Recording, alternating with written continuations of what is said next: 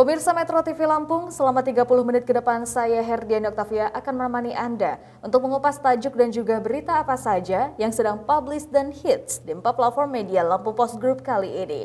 Dan saat ini bersama saya sudah ada Mustaan Basran, Askadif Pemberitaan Surat Kabar Harian Umum Lampung Post. Namun sebelum kita lanjutkan bedah tajuk kali ini, mari kita saksikan terlebih dahulu video editorial berikut ini.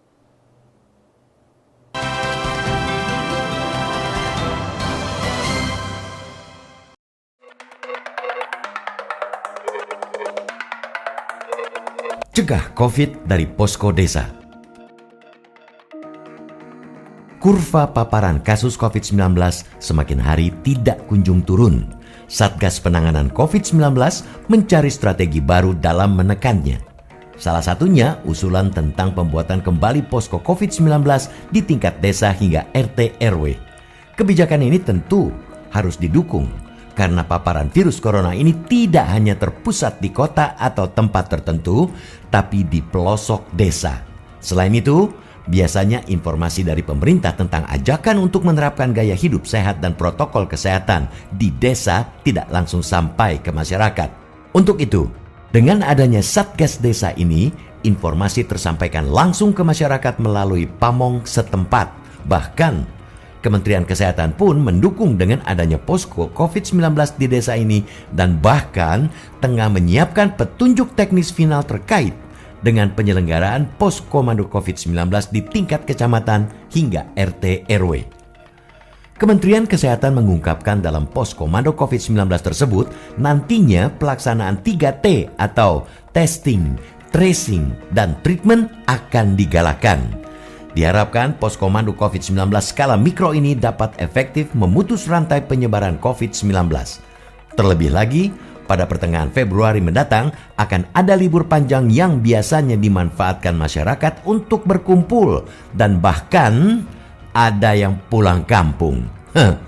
Berdasarkan data Satgas Penanganan COVID-19, Sabtu 6 Februari 2021, kasus COVID-19 di Indonesia bertambah 12.156 pasien.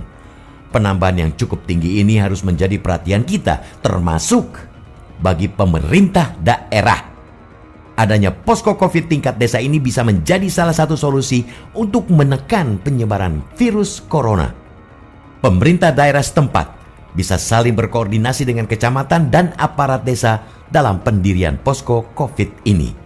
Pamong beserta masyarakat desa yang tergabung di posko bisa dengan gencar menyosialisasikan pencegahan virus COVID-19. Selain itu, gencar menginformasikan kepada warga tentang pentingnya menerapkan pola hidup bersih dan sehat. Sosialisasi juga terkait pentingnya penerapan protokol kesehatan bagi masyarakat desa juga menjadi tugas aparat yang terlibat di dalam posko ini. Petugas di posko COVID ini pun bisa menjadi garda terdepan dalam membantu atau melayani bila ada warganya yang terpapar COVID-19. Petugas di posko ini bisa berkoordinasi dengan petugas kesehatan setempat untuk memantau warganya yang terpapar COVID-19 yang sedang melaksanakan isolasi mandiri. Selain itu, mengedukasi warga setempat agar jangan mengucilkan warga yang sudah terpapar COVID-19. Dengan pendirian posko COVID tingkat desa ini menandakan bahwa adanya dukungan dari masyarakat terhadap perbaikan strategi penanganan COVID-19 ini. Masyarakat pun diharapkan untuk tetap mengedepankan protokol kesehatan dalam setiap aktivitas yang dilakukan.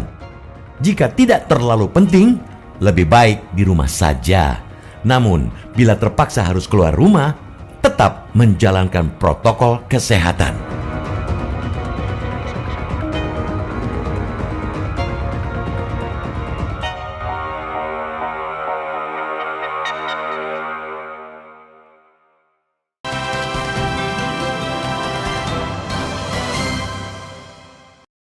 Oke Bang Aan, apa yang menjadi sorotan dalam tajuk Lampung Post kali ini? Kali ini Lampung Post menyorot tentang cegah COVID dari desa. Itu sesuai instruksi Presiden bahwa PPKM Mikro. Gitu ya. PPKM Mikro itu artinya mulai dari tingkat desa, RT, RW itu kita pembatasan kegiatan masyarakat itu dimulai. Gitu. Baik, nah itu kan tentang ada posko Betul, desa akan ya. dibentuk posko desa di setiap desa. Nah, seperti apa sih maksud dari posko desa itu, Bang Aan? Nah, posko desa itu maksudnya jadi disitulah tempat apa namanya pendataan ya, pendataan terutama pendataan kasus, kemudian tracing itu siapa-siapa yang sudah di tracing segala macam. Jadi nanti bisa dijadikan satu datanya itu terkumpul di tingkat ke atasnya, kecamatan, kabupaten, provinsi, bahkan ke nasional. Dari data itulah nanti pemerintah bisa memetakan bagaimana strategi yang dilakukan atau anggaran yang akan dikeluarkan dari situ. Posko itu juga nanti sebagai tempat koordinasi antar instansi, terutama yang tergabung dalam Satgas itu untuk melakukan operasi-operasi justisi sesuai dengan aturan yang diberlakukan oleh daerah masing-masing gitu ya. Oke, seperti tadi Bang Aan bilang ya bahwasannya posko desa juga akan menentukan seperti apa nanti kebijakan yang akan dibuat oleh pemerintah. Nah, kita lihat kasus COVID-19 ini masih sangat tinggi sekali. Betul. Seperti apa sih kebijakan dari pemerintah saat ini untuk menanggulanginya?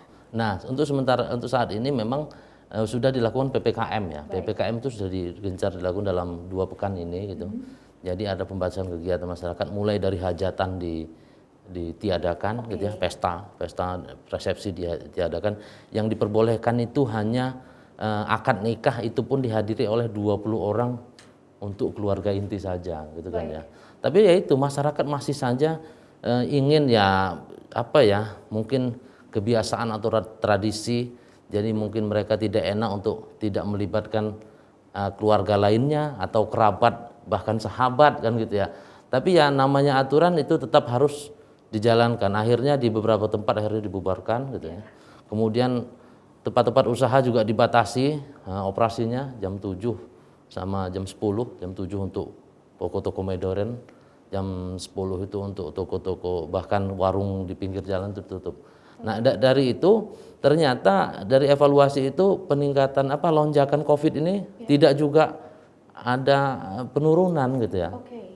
Sampai akhirnya kemudian Presiden kemarin juga meminta untuk PPKM Mikro. Nah, inilah yang dijalankan.